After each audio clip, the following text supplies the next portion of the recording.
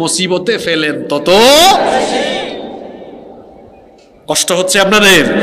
Number 2, ভালো মৃত্যুর 2 number আলামত হলো মৃত্যুর সময় এই যে কপালটা মৃদু হালকা ঘেমে যায়।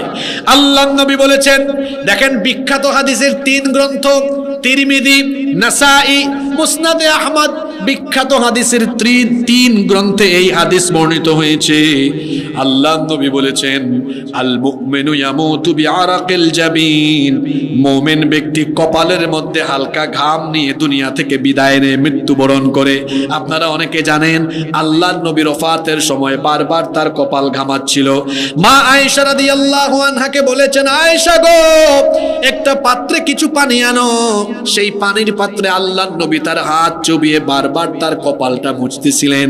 অনেক সাহাবীদের এমন পরিস্থিতি হয়েছে, নেককারদের মৃত্যুর সময় এই পরিস্থিতি হয়।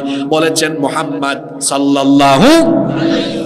নাম্বার 3 নাম্বার ভালো মৃত্যুর 3 নাম্বার আলামত হলো জুমার রাতে কিংবা জুমার দিনে মৃত্যু হওয়া। আল্লাহর নবী বলেছেন, তিরমিজি শরীফে হাদিসটা এসেছে, মা মিন মুসলিমিন ইয়ামুতু ইয়াউমাল জুমআতি আও লাইলাতাল জুমআতি ইল্লা ওয়াকাহুল্লাহু ফিতনাতাল কবর।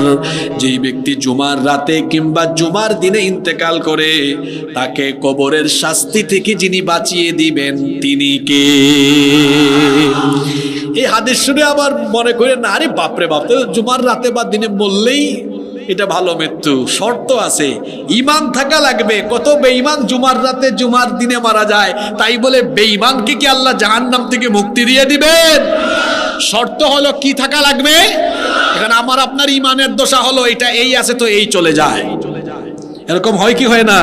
এমন এমন কথাবার্তার কাজ কারবার করে যে ঈমান চলে যেতে পারে। ওযু ভঙ্গের যেমন কারণ আছে, ঈমান ভঙ্গেরও কারণ। ঈমান ভঙ্গের কারণ কয়টা? 10টা। ঈমান ভঙ্গের কারণ হলো, ওইদিকে যাচ্ছি না, শিরক করা। অনেকগুলো কারণ আছে। শিরক করা, শিরক করা আল্লাহর সাথে, এগুলো ঈমান ভঙ্গের কারণ। ঈমান চলে যায়। আল্লাহ রসুলের বিরুদ্ধে চলে যাওয়া, আল্লাহর আইন কোরআনের বিরুদ্ধে চলে যাওয়া।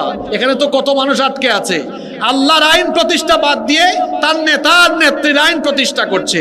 এই কথাগুলো মাহফিলে বললে কয়, হুজুর তো ভালোই ওয়াজ করছিল, মাঝখান দিয়া রাজনীতির কথা বললো কেন? ব্যাকল! এই কোরআন কি রাজনীতির বাইরে নাকি? জোরে বলেন। আল্লাহ রসুল 10 বছর রাষ্ট্র পরিচালনা করেছেন। কথা কি সত্য না মিথ্যা? কার আইন দিয়ে? জোরে বলেন, কার আইন দিয়ে? এই যে আমার অ্যাডভোকেট ভাই পিপি, শরীয়তপুর কোর্টের পিপি, ওনার সাথে একসাথে খাচ্ছিলাম। আমরা বলতেছিলাম পারস্পরিক কথা, বলতেছিলাম আমাদের দেশে বিচার এর অবস্থা হলো